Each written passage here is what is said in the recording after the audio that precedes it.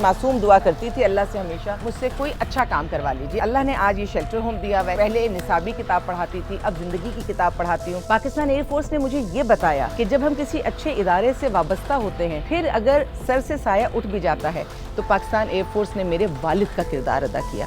नुक्ता वरों ने हमको सुझाया, ख़ास बनो और आम रहो, महफिल महफिल सोहबत रखो, दुनिया में गुमनाम रहो। बस इंसान को इसी अंदाज में ज़िंदगी गुजारनी चाहिए। ये जो नामवरी का शौक़ होता है, शोहरत और ताकत का नशा होता है, ये इंसान को शायद दुनियावी एतबार से ऊपर ले जाए, लेकिन अगर ये नशे की तरह है, जायज़ नाजायज़ की तमीज़ ख़त्म हो जाए, तो वो ऊपर नहीं जा रहा होता, वो तनज़्ज़ुली पे जा रहा होता है। तो मेरी ख्वाहिश है कि एक आज़ाद ज़िंदगी, मस्त अल्लाह के एक आम बंदे की सी ज़िंदगी गुजारूँ, लेकिन हर ख़ास व आम से, हर नेक और अच्छे बंदे से मिलकर अपना ये सफ़र आगे की तरफ जारी और सारी रखूँ।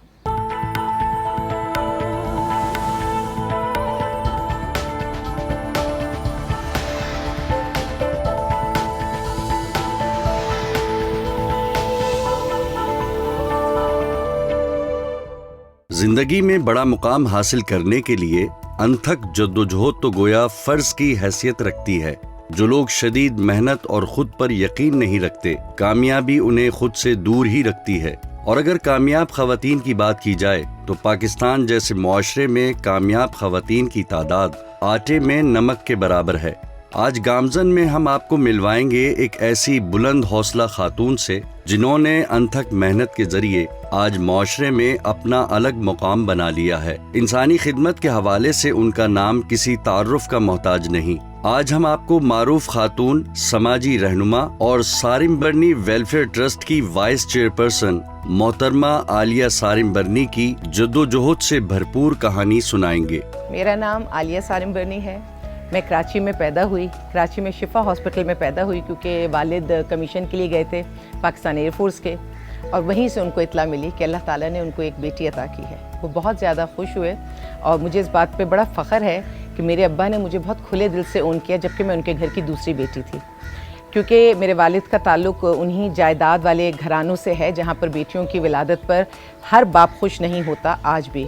तो मैं ये पैगाम देती हूँ सबको कि मेरे बाप की तरह खुश हों, ताकि आपके यहाँ मेरे जैसी बेटी पैदा हो। और तो मुझ में कोई ख़ास बात नहीं है, लेकिन मेरे दिल में मर्दों की बेइंतहा इज़्ज़त है, बेपनाह मैं उनकी कदर करती हूँ, क्योंकि मेरी ज़िंदगी में शुरुआत ही अल्लाह ने ऐसे मर्द से की जिसने मुझे ओन किया कि मेरी बेटी। आलिया जब 12 साल की हुई तो उसके वालिद का इंतकाल हो गया, तो उसकी परवरिश की तमाम जिम्मेदारियां माँ ने संभाल ली। वालिद के इंतकाल के बाद आलिया का ज्यादातर वक्त अपनी खाला के घर में ही गुजरा। जैसे मैंने कहा, मेरे वालिद ने मुझे बहुत अच्छी तरह से बताया कि मर्द कितना अच्छा हो सकता है, कितना अच्छा बाप हो सकता है। इसी तरह मेरी माँ ने मुझे बताया कि औरत बेशक बेवा हो जाए, औरत बेशक अपने बच्चों के साथ दुनिया में तन्हा हो जाए, लेकिन अगर वो बाकिरदार है तो उसकी हिफाजत अल्लाह ताला करता है।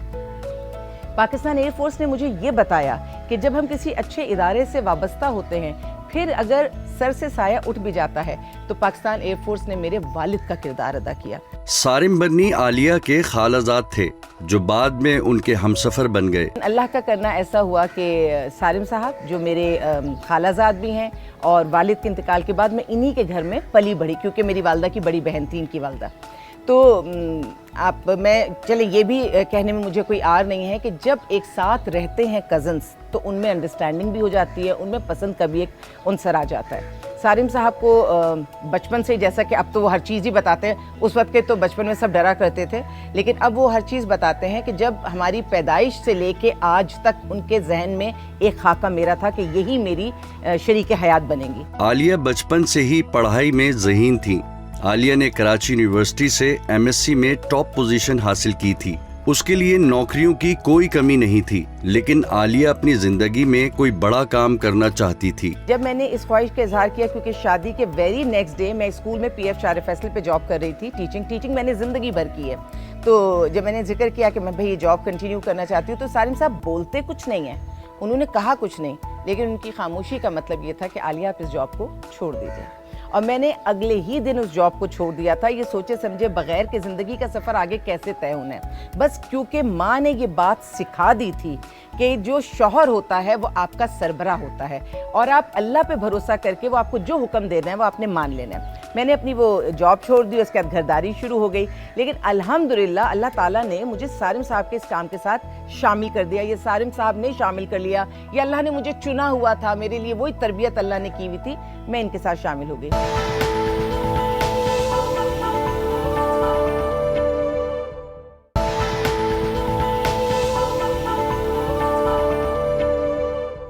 سارم برنی سے شادی کے بعد عالیہ فلاحی کاموں میں مصروف ہو گئی، کیونکہ سارم برنی فلاحی کاموں میں ہی دلچسپی رکھتے تھے اور عالیہ بھی انسانیت کی خدمت پر یقین رکھتی تھی۔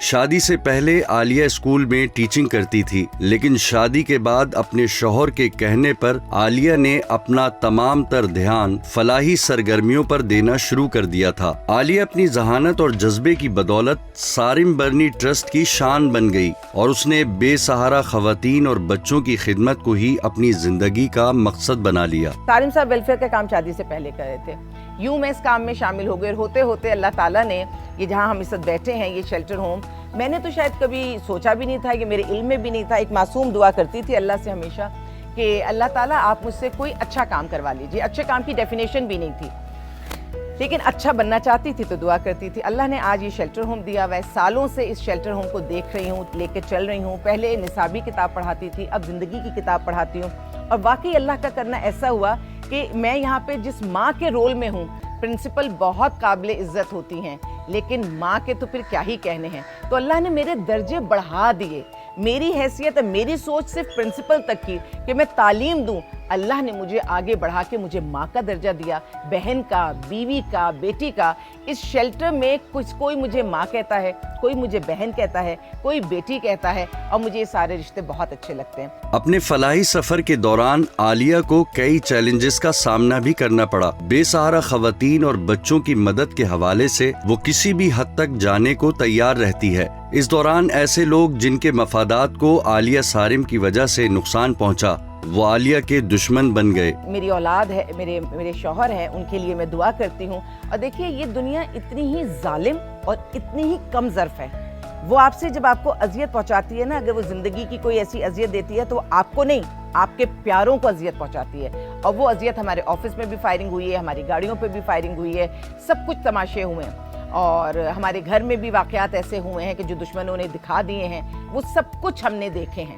جس کی راہ میں رکاوٹ میری وجہ سے ڈلتی ہے وہ مجھے اپنا دشمن ہی سمجھتا ہے۔ اب راہ میں رکاوٹ کیسے ڈلتی ہے؟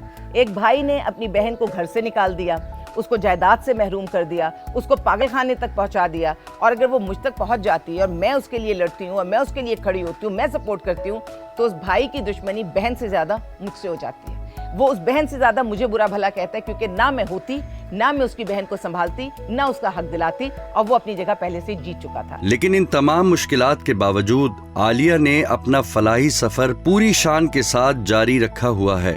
وہ اس راہ میں کسی مشکل کو خاطر میں نہیں لاتی۔ عالیہ سارم کی زندگی کا واحد مقصد بے سہاروں کو سہارا دینا ہے اور ان کی زندگی کو مشکلات کے بھنور سے نکالنا ہے۔ میں تو اگر شیلٹر ہوم میں جس وقت داخل ہوتی ہوں اور یہ بچے نعرہ لگاتے ہیں عالیہ مما آ گئی، ہماری مما آ گئی، ہماری ملکہ آ گئی، پھولوں کی رانی آ گئی، میرے لیے یہ ایوارڈز اتنے بڑے ہیں کہ پھر وہ ایوارڈز کی تو میں سمجھتی ہوں کہ میرے پاس اب رکھنے کی جگہ نہیں ہے، میرے اپنے شیلٹر میں بھی نہیں ہے، میرے آفس میں بھی نہیں ہے، پوری وہ دیواریں بنائی گئیں اور وہ ماشاءاللہ ساری شیلفز بھر گئی ہیں۔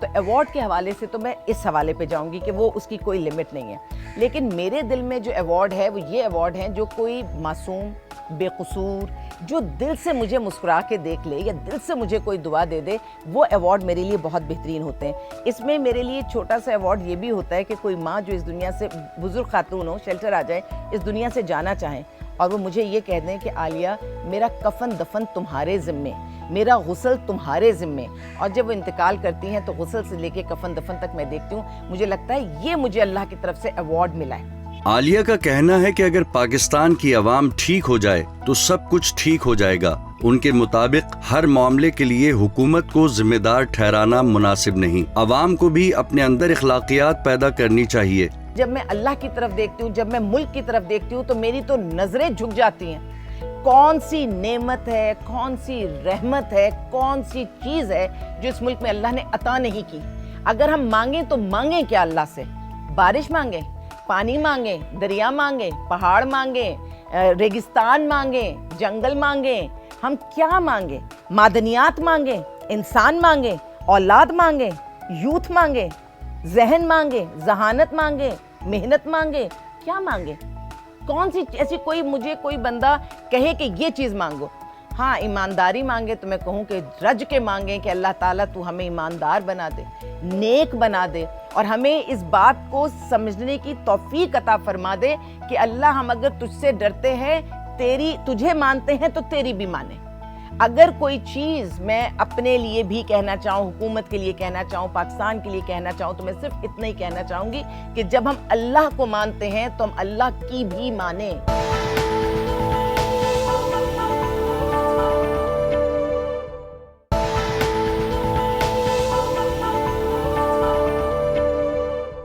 عالیہ صارم کہتی ہیں کہ لوگ ایسی بے سہارا بچیوں سے رشتہ جوڑتے ہوئے ہچکچاتے ہیں جن کی زندگی میں بے پناہ مسائل رہے, حالانکہ یہی بچیاں سب سے زیادہ توجہ کی حقدار ہوتی ہیں. جب میں رشتوں کے لیے جاتی ہوں, میرے شیلٹر میں ظاہر بچیاں ہیں, ان کے ہم رشتے کر رہے ہوتے ہیں, تو رشتوں میں بھی یہی ہوتا ہے کہ جو بہت خوبصورت بچی ہے یا جس بچی کی زندگی میں کوئی بڑا ایشو نہیں آیا, ان کے لیے لوگ زیادہ آگے بڑھتے ہیں.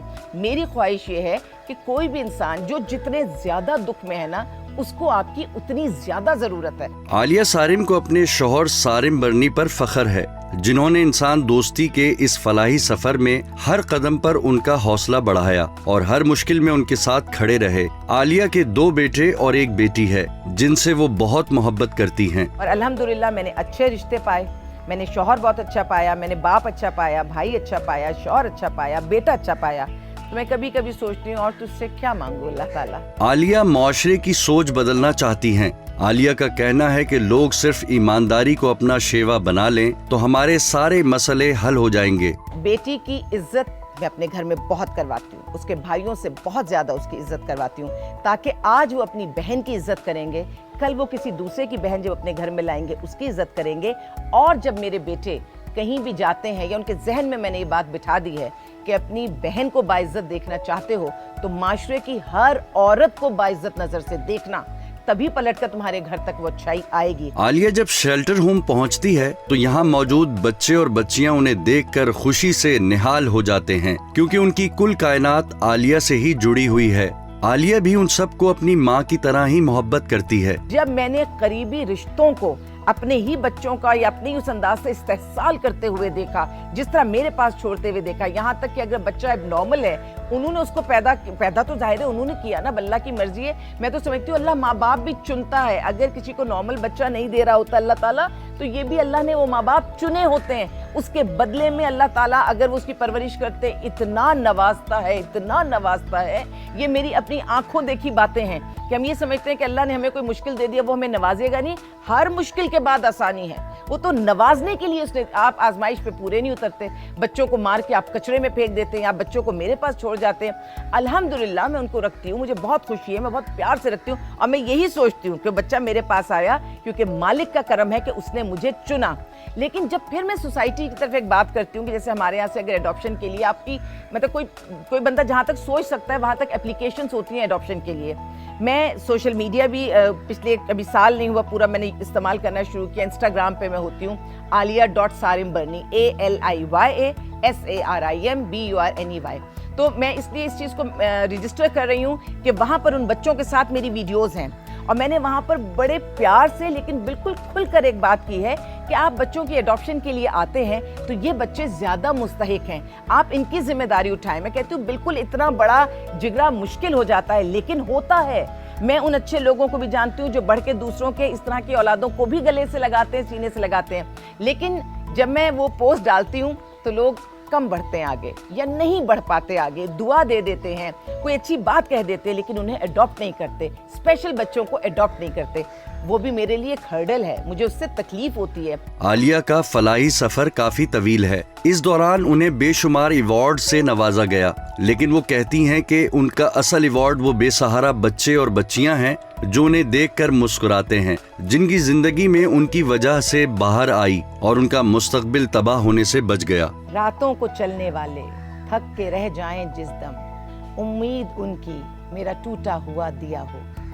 یہی زندگی گزارنے کا طریقہ ہے میرا, کہ جو کچھ اللہ نے مجھے عطا کیا, کم یا زیادہ, وہ میں بانٹ دوں اللہ کے بندوں میں, اپنی صلاحیت, اپنی طاقت, اپنی پازیٹیوٹی, تاکہ ان کی زندگی آسان ہو سکے. میری طرف سے جو میں ان کو دے سکوں میں انہیں دوں, کیونکہ میرا ماننا یہ ہے کہ ہم نے آخرکار مٹی میں جا کر مٹی ہی بن جانا ہے. رہ کیا جائے گا وہ اچھائیاں, وہ طاقت, وہ نیکی جو ہم نے صدقہ جاریہ کی نیت سے کسی دوسرے کو دے دی ہے. یہی میری زندگی کا فلسفہ ہے. عالیہ صارم کی کہانی ایک ایسی بہادر اور پرعزم خاتون کی کہانی ہے جس نے اپنے شوہر کے شانہ بشانہ فلاحی سرگرمیوں میں اپنا لوہا منوایا. آج صارم برنی ٹرسٹ پاکستان کے علاوہ دنیا بھر میں بھی معروف ہے. ٹرسٹ کی کامیابیوں میں جہاں ایک طرف صارم برنی کا ہاتھ ہے تو دوسری طرف عالیہ صارم کی محنت اور انسان دوستی بھی کچھ کم نہیں. ایک خاتون ہونے کے باوجود انہوں نے فلاحی میدان میں اپنی کامیابیوں سے ایک ایسی مثال قائم کی ہے جو بہت کم دیکھنے میں آتی ہے.